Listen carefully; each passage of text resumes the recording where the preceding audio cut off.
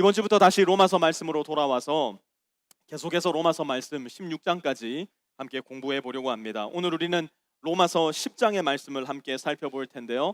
로마서를 공부할 때 로마서 1장에서부터 8장까지, 그리고 크게 로마서 9장에서 11장까지, 그리고 12장에서 16장까지 이렇게 큰 부분으로 나누어 이해하시면 로마서를 공부해 나가는 데 훨씬 큰 도움이 되실 겁니다. 로마서 9장, 10장, 11장은 사실 로마서 안에서는 대단히 독특한 구조로 쓰여져 있는 부분입니다. 한마디로 로마서 9장에서 11장까지의 내용을 요약하라면 이겁니다. 하나님의 변함없는 신실하심. 조금 더 보충해서 설명하자면 이스라엘을 향하신 하나님의 변함없는 신실하심이라고 말할 수 있을 겁니다. 사실 로마서 9장에서 11장은요, 가만히 로마서를 읽다 보면 로마서 말씀 전체의 주제와는 잘 맞지 않는 것처럼 보일 때가 있습니다. 로마서는 이스라엘 사람들을 향해서 보낸 편지가 아니라 로마에 있었던 이방 그리스도인들에게 보내었던 편지이기 때문입니다. 그런데 느닷없이 로마서 9장에 이르러 로마인들에 대한 이야기는 싹 빠져버리고 무려 3장이라는 방대한 분량에 걸쳐서 이스라엘 백성들 이야기를 한다는 것, 좀 의아스러운 면이 없지 않아 있는 것이 사실입니다. 우리가 이스라엘을 향한 하나님의 신실하심을 알아야 될 이유가 무엇이란 말인가? 이스라엘 백성이 우리는 아니지 않은가? 더 이상 이스라엘의 스토리가 우리에게 무슨 의미가 있겠는가? 아마 로마서 편지를 받아든 로마의 그리스도인들 마음 가운데 있었던 큰 의문 가운데 하나였을 겁니다. 그리고 그 의문은 오늘을 살아가는 이곳의 저와 여러분에게도 동일하게 마음속에 떠오르는 의문이기도 합니다. 성경은 크게 구약 성경과 신약 성경으로 나뉘어져 있습니다. 구약 성경은 쉽게 이야기하자면 온통 이스라엘에 관한 이야기입니다. 하나님께서 이스라엘 민족을 어떻게 택하시고 어떻게 인도하셨고 어떻게 언약을 맺으셨는지에 관한 이야기고, 신약은 온통 교회에 대한 이야기입니다. 하나님께서 교회를 어떻게 건져내셨고 어떻게 이룩하셨으며 힘든 상황 속에서, 박해와 고난 속에서 어떻게 교회를 통하여 계속해서 하나님 역사를 써내려 가시는지에 관한 이야기가 신약 성경입니다. 로마서는 교회를 중심으로 하여 쓰여진 말씀입니다. 우리가 이미 살펴본 로마서 1장에서 8장까지, 그리고 앞으로 살펴볼 12장에서 16장까지는 한마디로 이야기하자면 온통 교회에 대한 이야기라는 뜻입니다. 그렇다면 바울은 왜 온통 교회에 대한 이야기 사이에서 갑자기 느닷없이 로마서 9장, 10장, 11장에 이르러 온통 이스라엘에 관한 이야기를 하고 있는가? 바울의 1차적인 목적은 하나님께서 이스라엘을 향해서 계속해서 신실하시다는 것을 확증하는 것이었습니다.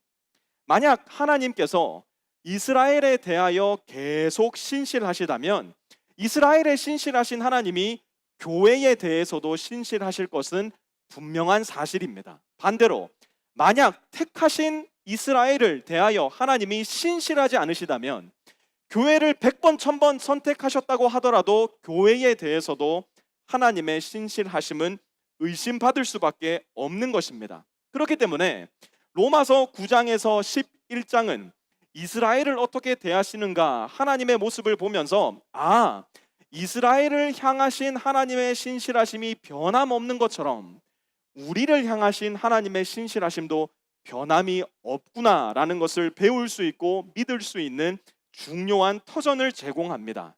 만약 택함받은 백성 이스라엘에 대해 하나님이 끝까지 신실하시다면 교회인 우리를 향해서도 하나님의 신실하심은 변함이 없으실 거라는 이야기입니다. 하나님의 약속은 반드시 이루어집니다.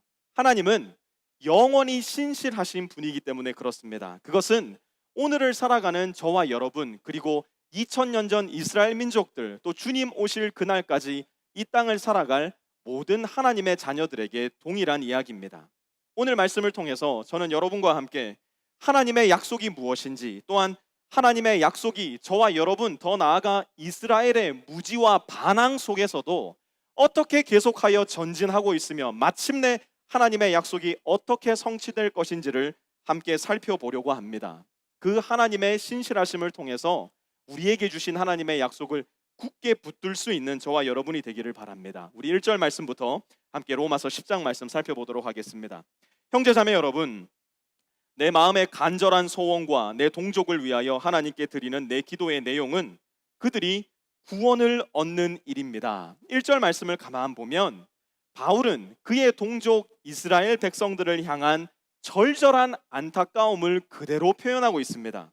바울에게 있어서 가장 중요한 일, 바울에게 있어서 가장 긴급한 일은 그의 동족 이스라엘이 구원을 얻는 일, 곧 하나님을 만나는 일이었습니다. 다른 말로 하자면 지금 이스라엘 민족들에게 하나님은 없다는 얘기였습니다. 지금 이스라엘 민족들에게 하나님은 그들의 아버지가 아니었다는 얘기였습니다. 그런데 중요한 것은 과연 이스라엘 민족들도 그렇게 생각하고 있었을까? 2절 한번 볼까요? 그들은 하나님을 섬기는데 열성이 있습니다. 그러나 그 열성은 올바른 지식에서 생긴 것이 아닙니다. 바울이 말합니다. 그들은 하나님을 열심히 섬긴대요. 하나님을 섬기는데 열성이 있다는 거예요. They are so passionate. 그런데 문제는 뭐냐? 올바른 지식이 없다는 거예요. 여러분, 올바른 지식이 없이 열심만을 가지고 살아갈 때 일어나는 삶의 비극들 혹시 여러분 경험해 보셨습니까? 바울의 열심을 한번 생각해 보세요. 바울은 갈라디아서 1장에 이르러서 그의 열심을 이렇게 설명합니다. 나는 그 어떤 영갑자보다 곧 동료들보다 하나님을 향한 열성이 더 뛰어납니다. 바울 스스로가 그렇게 고백했습니다. 그런데 사랑의 하나님을 들고 밖으로 나가 그가 한 것이 무엇입니까? 오른쪽에는 사랑의 하나님, 잘못된 지식의 하나님을 들고 왼쪽에는 칼을 들어서 모든 그리스도인들을 쳐 죽이는 일을 했던 것이 바로 바울의 역사였습니다. 올바른 지식 없는 열성이 빚어낸 참상이고 비극이었습니다. 저희 부부도 신혼 초에 올바른 지식 없이 열심만을 가지고 살다가 이런저런 실수를 한 적이 참 많았습니다. 그건 지금도 마찬가지죠. 신혼 초에 김치를 담근다고 배추도 사오고 제가 좋아하는 총각무도 사오고 한국에서 공수해 온 영양에서 온 맛있는 고춧가루도 있으니 이제 엄마의 맛을 우리 손으로도 낼 수 있겠다 생각을 했습니다. 그런데 문제는 일단 배추를 어떻게 절이는지를 저희 부부가 둘 다 잘 몰랐습니다. 굵은 소금으로 배추를 절여야 되지 않습니까? 그런데 굵은 소금을 안 사오고 월마트에서 파는 조그만한 동그란 그 후추와 소금 같이 파는 거 있죠? 그 소금을 이제 배추에다가 막 뿌린 거예요. 그런데 이제 배추를 절였으면 길게는 8시간, 짧게는 4시간, 마치 요리 강좌 시간이 된 것 같지만 기다려야 되는데 문제는 뭐였냐면 we are too passionate. 기다릴 수가 없는 거예요. 1시간 정도 소금에 넣어놨다가 그걸 빼가지고 물에 씻고 이제 양념을 만들어야 되지 않습니까? 근데 어디서 본 건 있어가지고 양념이 좀 이렇게 자작해야 된다는 걸 안 거예요. 근데 저희는 그 양념을 자작하게 만드는 도구가 뭐 액젓이나 풀이라고는 생각도 안 하고 당연히 간장이라 생각하고 진간장을 콸콸콸 들이붓기 시작한 겁니다. 그렇게 해서 이제 좀 자작해지니까 바로 이거라고 드디어 우리는 김치 다 만들었다고 김치 마스터가 됐다고 그렇게 해서 김치를 만들어 놓고 총각물을 만들었는데 맛이 어땠을까요? 못 먹죠. 아유, 사랑하면 다 먹을 수 있는 거 아닙니까? 한번 간장으로 고춧가루 비벼서 김치 만들어 보세요. 사랑해도 못 먹습니다. 다 버려버려야 되는 거예요. 잘못된 지식이 깃든 열심은 위험한 거란 겁니다. 김치 버리는 일은 우스갯소리로 예화를 들었지만 아무것도 아니에요. 만약 우리가 하나님을 믿는 그 열심에 잘못된 열성이 들어가 있다면 잘못된 지식이 들어가 있다면 우리는 우리의 영혼을 영원히 버림받아야 되는 비극적인 위치에 서 있는지도 모른다는 거예요. 열심은 있는데 제대로 된 지식이 없다면 우리의 믿음은 광신이나 맹신이 되어 우리의 영혼을 영원히 버려버리는 일이 일어나게 되더라는 겁니다. 그렇기 때문에 저와 여러분에게서 신자로서의 삶을 살아가는 가운데 가장 중요한 것 중에 하나가 뭐냐? 바로 하나님의 말씀을 제대로 읽어내고 올바로 이해하고 올바로 우리의 삶에 하나님의 말씀을 살아내는 일, 매우 중요한 일이라는 겁니다. 유대인들이 이 일을 못한 거예요. 그러다 보니 유대인들이 절대로 알 수 없었던 것 하나가 있었는데 그것이 무엇이었느냐? 3절 보세요. 그들은 하나님의 의를 알지 못하고 하나님의 의를 알지 못하니까 무엇을 했을까? 자기 자신들의 의를 세우려고 힘을 쓰므로써 하나님의 의에는 복종하지 않게 되었습니다. 여러분, 하나님의 의가 무엇입니까? 예수 그리스도를 통해서 인류를 십자가에 모두 못 박고 예수 그리스도의 죽음과 함께 모든 인류가 죽게 되어서 이제는 더 이상 우리 자신에게 하나님이 우리 죄값을 물으시지 않게 되었다는 겁니다.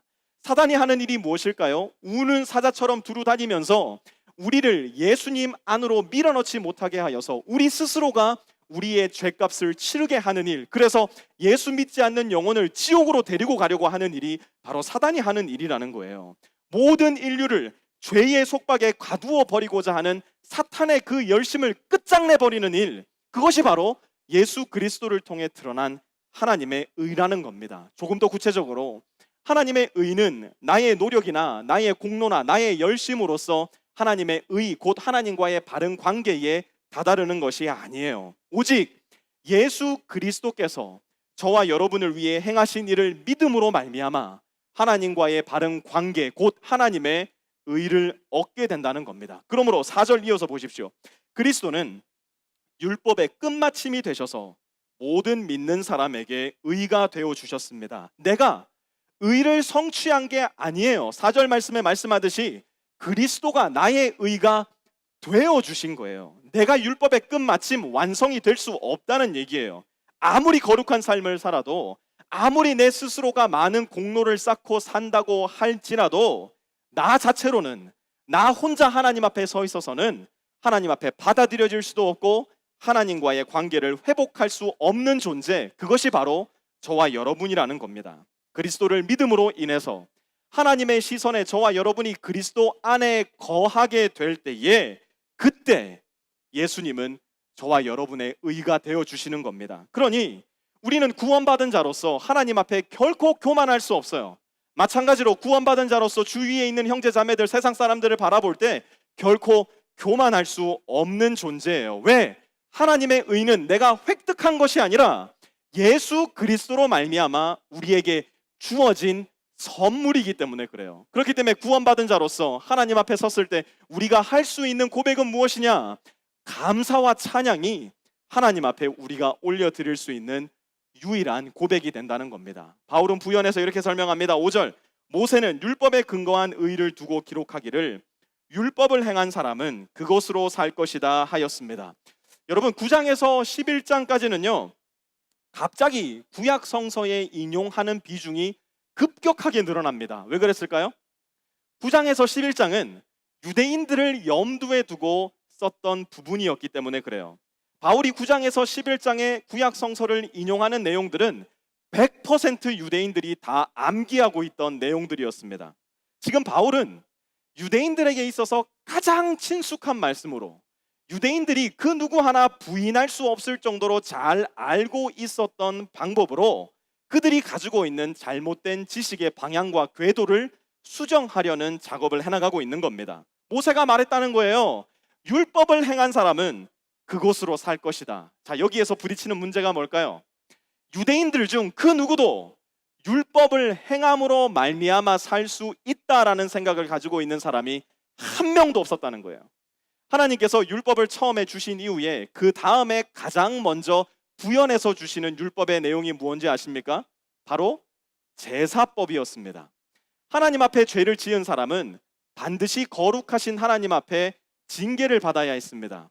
하나님 앞에 죄를 지었기 때문에 하나님 앞에 죄를 지은 사람의 죄값은 늘 죽음이었습니다. 그래서 유대의 제사법은 산 동물을 끌고 와서 그 동물의 머리에 안수 기도를 하고 나의 죄를 동물에게 전가시켜서 그 동물을 죽임으로 말미암아 그 동물의 죽임에 나의 죽음을 전가시키는 작업을 하는 것이었습니다. 제사는 내가 죽어야 할 죽음을 동물에게 전가시킴으로 하나님 앞에 용서받는 방법이었던 겁니다. 그러니 율법으로 말미암는 의, 율법으로 말미암아 하나님 앞에 서는 것은 늘 제사를 드려왔던 이스라엘 백성 그 누구에게도 불가능한 일이라는 것을 분명하게 알고 있었던 겁니다. 그래서 그들은 율법이 아닌 그들을 구원할 다른 무언가가 있어야 된다는 것을 그들 마음 가운데 늘 느끼고 있었고 알고 있었습니다. 그래서 바울은 이렇게 이야기해요. 6절에서 7절. 그러나 믿음에 근거한 의를 두고는 이렇게 말합니다. 너는 마음속으로 누가 하늘에 올라갈 것이냐 하고 말하지 말아라. 그것은 그리스도를 끌어내리는 것입니다. 또 누가 지옥에 내려갈 것이냐 하고 말하지도 말아라. 그것은 그리스도를 죽은 사람들 가운데서 끌어올리는 겁니다. 믿음으로 말하는 의는 이렇게 말하지 않는데요. 누가 하늘에 올라갈 것이냐, 동시에 누가 땅에 내려갈 것이냐, 믿음으로 말미암는 의는 이렇게 말하지 않는다는 거예요. 이 두 질문이 갖고 있는 뜻은 이겁니다. 내가 하늘에 직접 올라가서 나의 노력으로서, 나의 공로로서, 나의 선함으로써 하나님의 얼굴을 뵐 것입니다.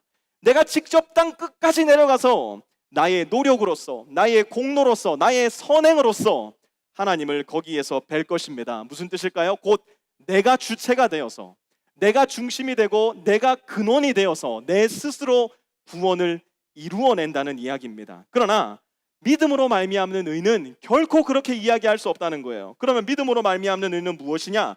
8절 보십시오. 그러면 그것은 무엇을 뜻합니까? 하나님의 말씀은 내게 가까이 있다.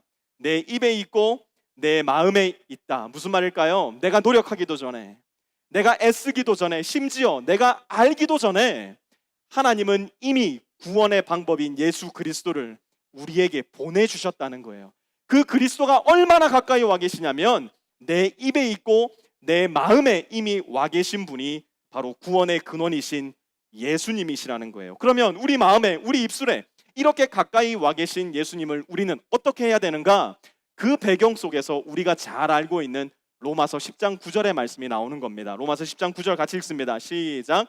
당신이 만일 예수는 주님이라고 입으로 고백하고 하나님께서 그를 죽은 사람들 가운데서 살리신 것을 마음으로 믿으면 구원을 얻을 것입니다. 몇 주 전에 이 본문을 가지고 설교를 했었기 때문에 길게 이 구절을 강해하지는 않겠습니다. 믿음에 근거한 의를 얻으려면 두 가지 조건을 충족시켜야 된다는 거예요. 첫 번째, 예수는 주님이라고 우리 입에 가까이 와 있는 주님을 입으로써 고백해야 된다는 겁니다. 두 번째로, 하나님께서 예수를 죽은 사람들 가운데서 살리신 것을 우리 마음으로 믿어야 된다는 겁니다. 로마서가 쓰였을 당시에 로마의 그리스도인들은 시저를 주라 고백하지 않고 예수를 주라 고백함으로 인해서 수많은 사람들이 콜로세움 경기장에 모여서 검투사에게 죽임을 당하고 맹수들에게 죽임을 당하고 저 멀리 시골 언덕으로 끌려가 십자가의 처형을 당했으며 목이 잘려 죽음을 겪는 것을 피하지 않았었습니다. 이 일은 2000년 전 저 멀리 로마 땅에서만 이뤄진 일이 아니에요. 오늘 2019년 프리스코 세미안 교회에서 우리가 이렇게 평안한 모습으로 모여 예배를 드리고 있는 바로 지금도 세계 곳곳 어디에선가는 우리의 형제와 자매가 2000년 전 죽임당했던 그 죽음과 동일한 죽임을 당하고 있다는 사실 우리는 기억해야 됩니다.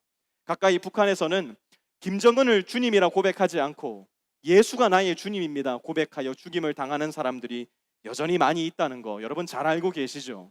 중동에 있는 여러 나라들에 있는 사람들은 알라가 나의 주님이 아니라 예수가 나의 주님이십니다 고백함으로 인하여 여전히 많은 죽임을 당하는 형제 자매들이 있다는 거 여러분 우리 잘 알고 있는 사실 아니겠습니까?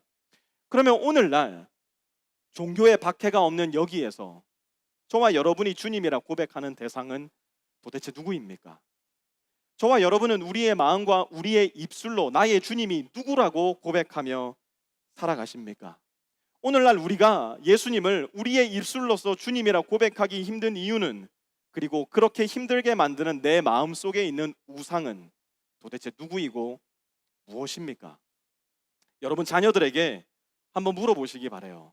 여러분 가까이 있는 친구들에게 한번 물어보시기 바래요. 여러분 배우자에게 한번 물어보시기 바래요. 우리는 모르고 있을지 몰라도, 나는 모르고 있을지 몰라도 우리의 자녀들, 친구들, 배우자들은 나의 우상이 무엇인지를 기가 막히게 잘 알아냅니다. 이번 주에 제가 제 딸아이에게 한번 물었습니다. 하냐, 혹시 아빠에게도 우상이 있는 것 같니? 재밌는 사실은요, 제 딸이 1초도 망설이지 않았어요. Sure. What is it? 제 딸이 무엇이라고 이야기를 했어요. 그러면서 저에게 이렇게 얘기했어요. Put your idol down, daddy. 제가 할 말이 없더라고요. 아, 우리 딸이 나의 우상이 이것이라고 생각하고 있구나. 오늘 집으로 돌아가시는 길에 여러분 배우자에게 물어보십시오. 여러분 아이들에게 한번 물어보십시오. 이번 한 주의 삶을 살면서 여러분 가까이에 있는 친구들, 동료들에게 한번 물어보시기 바랍니다. 과연 나의 고백, 예수는 나의 주님입니다, 이 말이 사실인가? 아니면 내 마음 가운데 또 다른 주님이 있어 진정한 나의 주님이 되셔야 할 예수님이 진정한 나의 신이 되고 있지는 않은가? 이어서 10절은 이렇게 말씀합니다. 사람은 마음으로 믿어서 의에 이르고 입으로 고백해서 구원에 이르게 됩니다. 똑같은 내용이 반복되는 것 같지만 강조점이 조금 달라요. 마음으로 믿어서 의에 이르고 입으로 고백해서 구원에 이르게 된대요. 입으로 고백한다는 말은 많은 사람들 앞에서, 모든 사람들 앞에서 시인하고 인정한다는 말입니다. 예수님이 나의 주님임을 시인하고 인정한다는 이야기예요. 오늘날 우리 기독교 신앙은요, 지나치게 내면화되어 버린 경향이 많이 있습니다.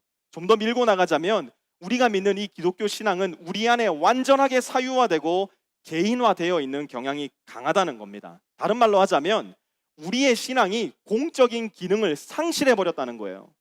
세상 가운데서 나의 신앙을 물어보는 사람이 없어요. 동시에 나의 신앙을 이야기하지 않아요. 그러니 한 직장 안에서 5년, 10년을 같이 근무한 사람도 내가 그리스도인이라는 사실을 모르는 경우가 많다는 겁니다. 전혀 표신하지 않는 그리스도인들, 전혀 눈에 띄지 않는 그리스도인들, 전혀 다를 바 없는 그리스도인들, 철저히 내면화되고 사유화되고 개인화되어 버린 기독교. 그러나 주님은 그렇게 말씀하지 않으셨다는 것을 우리는 잘 기억해야 돼요.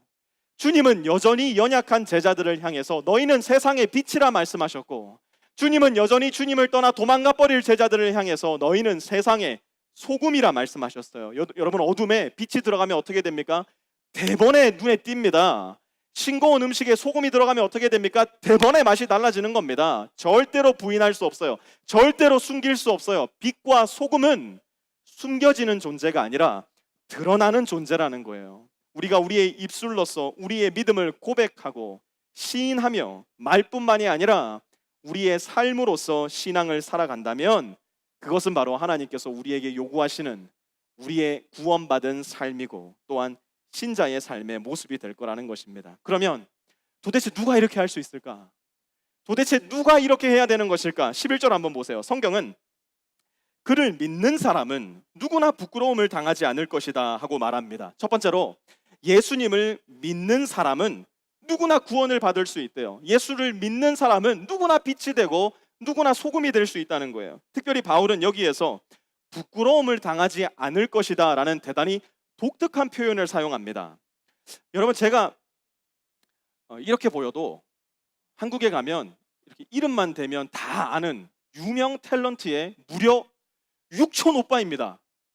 요즘이야 6천 별거 아니지 생각하실 수 있지만 100년 전에는 다 한 지붕에서 살았던 게 6천 아니겠습니까? 대단히 가까운 관계입니다. 그러나 우리는 전혀 보지 못하고 컸던 관계죠. 어렸을 때 시골에서만 몇 번 이렇게 봤었던 관계였는데요. 다른 육촌 형님의 결혼식이 있어서 모든 가족들이 다 모이게 됐습니다. 이제 이 육촌 동생도 그 자리에 함께 모여서 결혼식을 참석하게 됐는데 저희가 TV에서 늘 보고 있는 얼굴이니까 어떻게 컸구나, 어떻게 성장했구나, 지금 어떤 모습이구나 다 알지 않습니까? 근데 이제 이 친구는 저의 얼굴을 몰랐던 거예요. 이 앞을 이렇게 지나가는데 너무너무 반가운 마음에 누구야 하고 불렀는데 정말 저를 이렇게 보고 지나가더라고요. 저를 전혀 못 알아본 거죠. 그런데 그때 제 마음 가운데 얼마나 큰 부끄러움이 찾아오던지요. 얼마나 큰 수치가 찾아오던지요.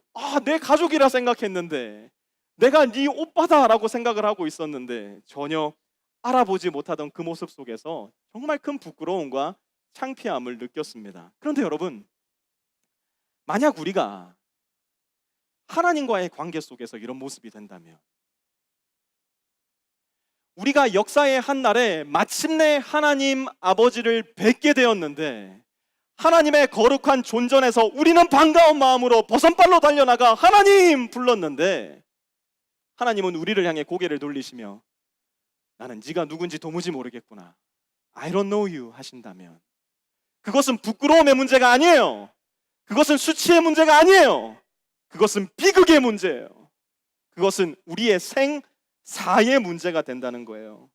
그렇기 때문에 우리는 그 무엇보다도 하나님께서 우리에게 구원의 방법으로 제시해 주신 예수 그리스도를 마음으로 믿고 입술로 우리의 믿음을 시인하여 구원에 이르는 사람들이 되어야만 합니다. 하나님은 그를 믿는 사람은 누구나 부끄러움을 당하지 않을 것이라 그분이 약속해 주셨기 때문에 그래요. 두 번째, 유대 사람이나 그리스 사람이나 차별이 없습니다. 12절 함께 보십시오. 유대 사람이나 그리스 사람이나 차별이 없습니다. 그는 모든 사람에게 똑같이 주님이 되어주시고 그를 부르는 모든 사람에게 풍성한 은혜를 내려주십니다.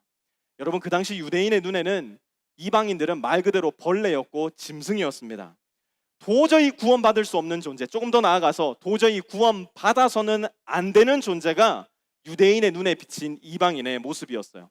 여러분, 요나가 니느웨라는 아수르의 큰 성읍에 가서 하나님의 메시지를 전했던 모습을 혹시 기억하고 계십니까? 하나님의 말씀을 전파했을 때에 니느웨 사람들은 놀랍게도 모두 회개하고 하나님 앞으로 돌아왔습니다. 멸망에서 건진받으라는 메시지를 전해서 멸망에서 건진받았으면 저와 여러분이라면 어떻게 하겠습니까?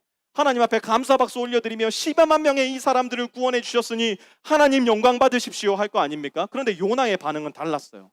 하나님 왜 이들을 구원했냐고, 하나님이 말씀 전하라고 해서 갔더니만 이 사람들이 구원받지 않았냐고 하나님을 향해 분통을 터뜨립니다. 하나님이 요나에게 다가가서 네가 지금 화내는 것이 합당하냐라고 기가 막히셔서 물었습니다. 그러자 요나가 이렇게 대답해요. 요나서 4장 9절, 옳다뿐이겠습니까? 저는 화가 나서 죽겠습니다. 우리가 가장 화날 때 죽겠습니다라는 표현을 쓰지 않습니까? 지금 요나가 그 상황인 거예요. 이 정도로 이방인들은 유대인들의 눈에는 벌레와 짐승 같은 존재였어요. 그런데 하나님의 눈에는 어땠을까요? 하나님의 눈에는 전혀 다르게 보이는 존재가 이방인이었어요.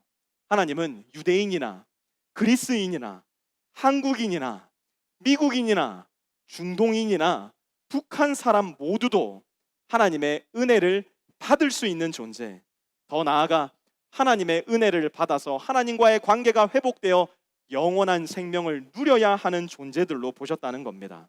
우리도 마찬가지죠. 우리의 의를 가지고 사람들을 보면요, 이런 생각이 들 때가 있어요. 참, 저런 사람들도 구원을 받는다고? 저런 사람들도 구원을 받을 수 있다고? 저런 사람들은 평생 구원 못 받아야 마땅하지. 우리 마음속에 누군가를 향해 정죄하고 누군가를 향해 미움을 나누려고만 할 때가 있다는 겁니다. 그러나 예수 그리스도의 의를 값 없이 받은 사람으로서 우리의 정체성을 올바로 인식한다면 이 사람도 귀해요. 저 사람도 귀해요. 지금 비록 내 마음 가운데, 내 삶 가운데 폭풍우 같은 고통을 안겨주고 있는 사람이지만 그 사람까지도 귀해요. 하나님의 의를 선물 받은 존재로 우리 자신을 보게 된다면 우리 마음 가운데 유대인이나 이방인이나 그리스인이나 한국 사람이나 하나님 앞에 차별이 없는 존재라는 것을 우리는 알게 된다는 겁니다. 세 번째, 주님의 이름을 부르는 사람은 누구든지 구원을 얻습니다. 13절 함께 볼까요? 같이 한번 읽어볼게요. 시작. 주님의 이름을 부르는 사람은 누구든지 구원을 얻을 것입니다. 한국을 떠나오신 지가 오래되신 분들이 여기 대부분일 텐데요, 제가 한번 한국을 얼마나 잘 기억하고 계시는지 퀴즈를 내보겠습니다. 한국에서 범죄 신고는 어디로 해야 되죠? 114 이러십니다. 벌써 한국 떠나오신 지 10년이 지나면 경찰이 몇 번인지 잘 기억이 안 나요. 112입니다. 불이 나면 몇 번으로 전화를 해야 될까요?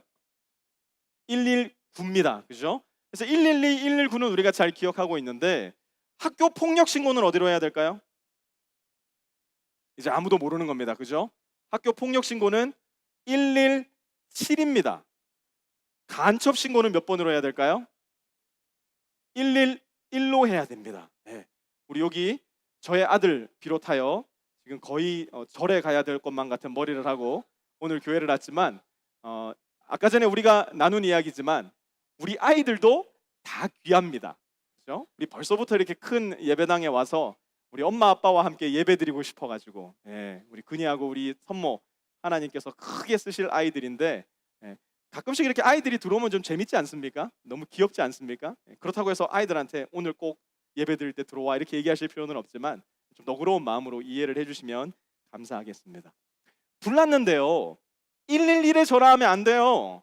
여기 불났어요 라고 이야기해봐야 111은 간첩 잡는 데예요. 지금 내가 큰 위험에 처했는데 114에 전화하면요, 사랑합니다 고객님, 어디로 연결시켜 드릴까요? 어떤 전화번호 알려드릴까요? 이렇게 물어본다고요. 무슨 말이냐? 전화를 똑바로 해야 된다는 얘기예요. 부를 사람을 제대로 불러내야 된다는 얘기예요. 내가 지금 어려운 가운데 있으면 119를 부르지 말고 112를 불러야 돼요. 내가 간첩을 발견했으면 112를 부를 게 아니라 111을 불러야 된다는 얘기예요. 여러분, 우리가 구원받기 위해서 불러야 될 이름, 우리가 구원받기 위해서 눌러야 될 번호, 그것은 바로 예수 그리스도밖에 없다는 사실을 우리는 잘 기억하고 있어야 됩니다. 우리가 신앙생활하는 가운데도 우리 마음 가운데 큰 유혹이 찾아옵니다. 예수가 나의 구원이 아니라 내 직장이 나의 구원이야, 내 돈이 나의 구원이야, 내 자녀들이 나의 구원이야. 속아서는 안 돼요. 우리의 구원은 오직 예수 그리스도 한 분밖에 없다는 것, 그것이 구원을 위해 하나님이 우리에게 베풀어 주신 유일한 긴급 전화이고 이름이라는 거 기억하셔야 됩니다. 여러분, 우리가 물에 빠졌을 때 우리에게 필요한 것은 알록달록 여러 가지 모양과 여러 가지 형태를 갖춘 가짜 생명줄이 아니에요.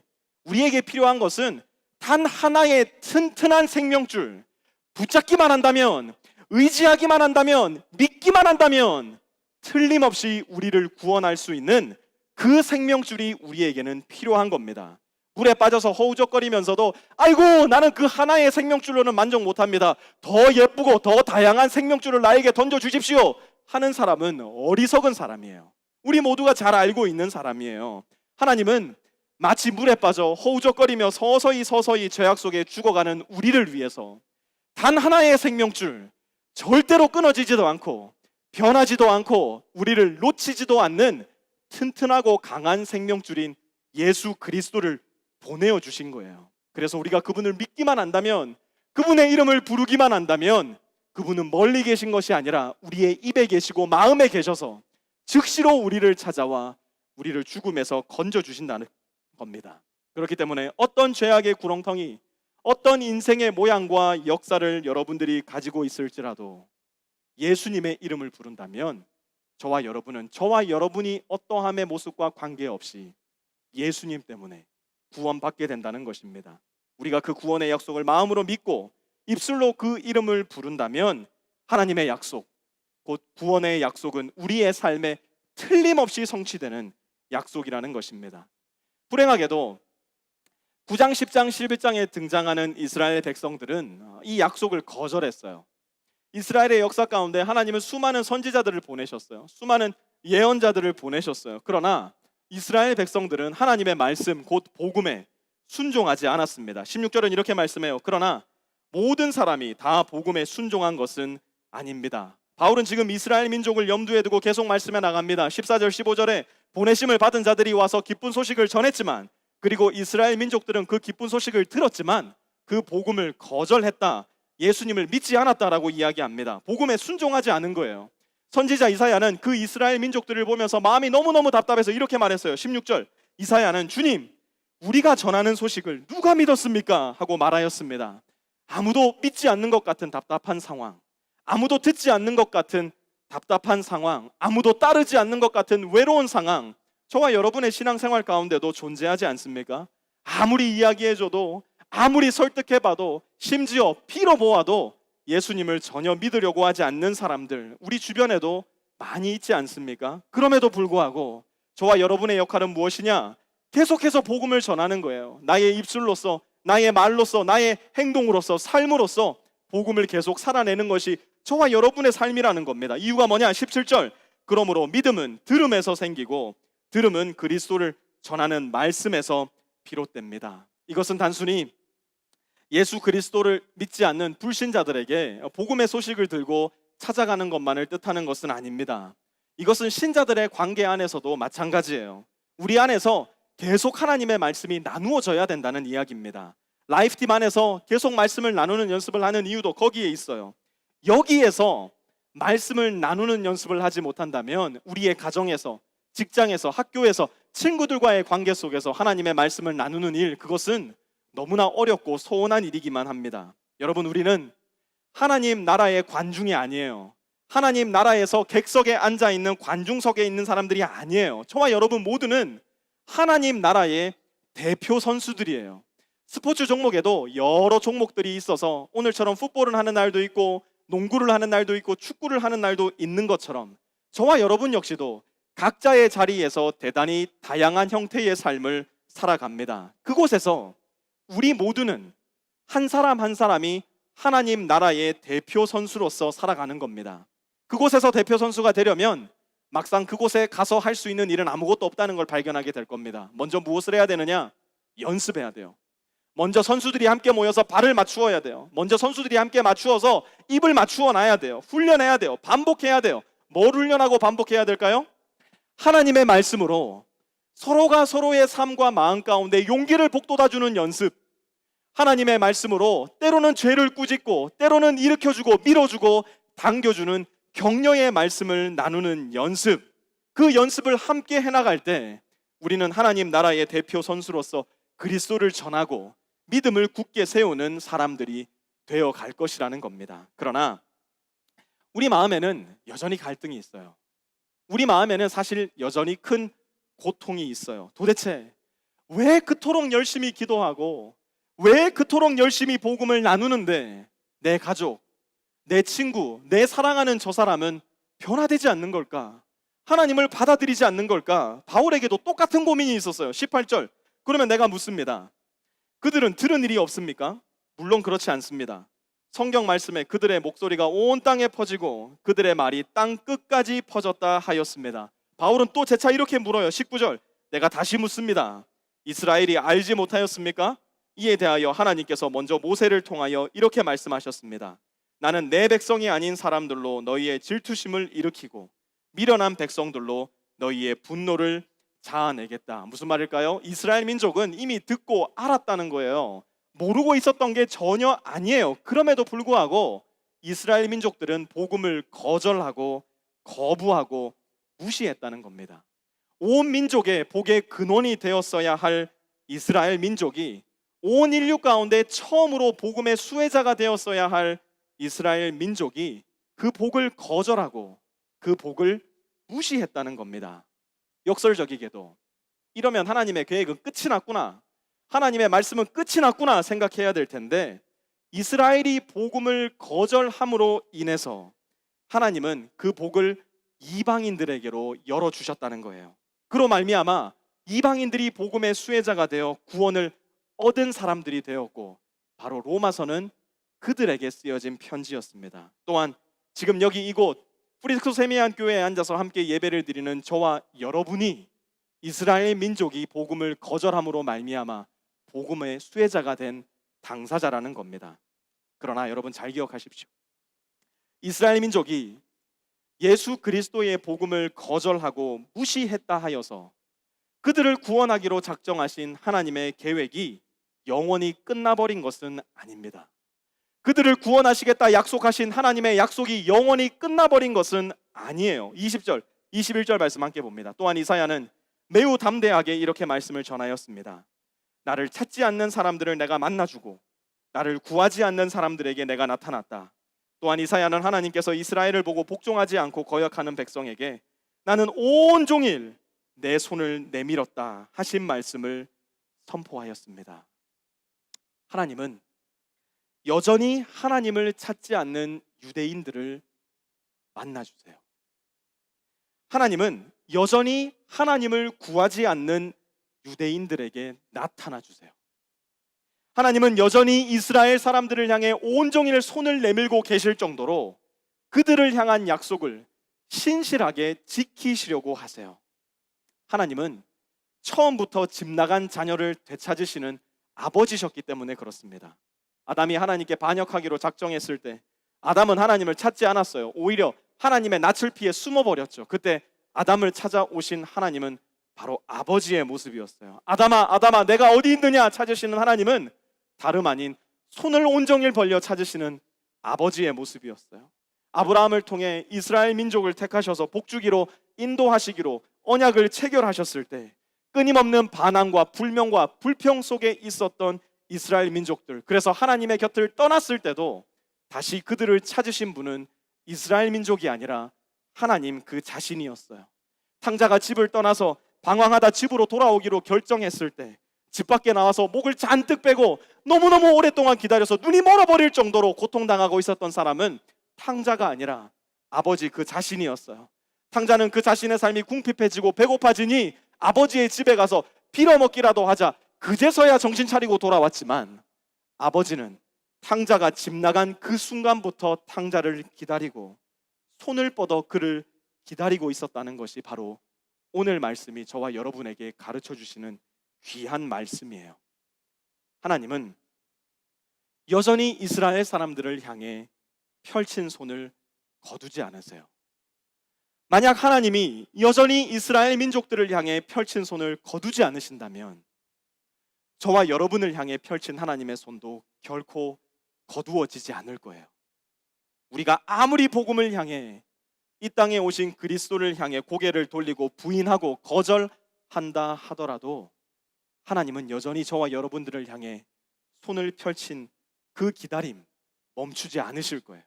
그러나 너무 늦어서도 안 돼요.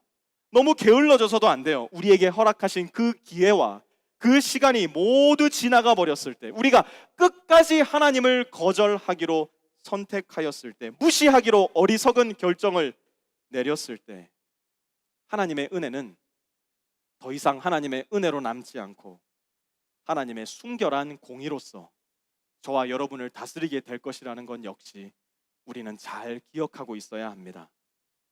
사랑하는 프리스코 세미야 성도 여러분, 말씀을 마무리하며 여러분에게 묻습니다. 하나님께서 우리에게 주신 약속은 무엇입니까?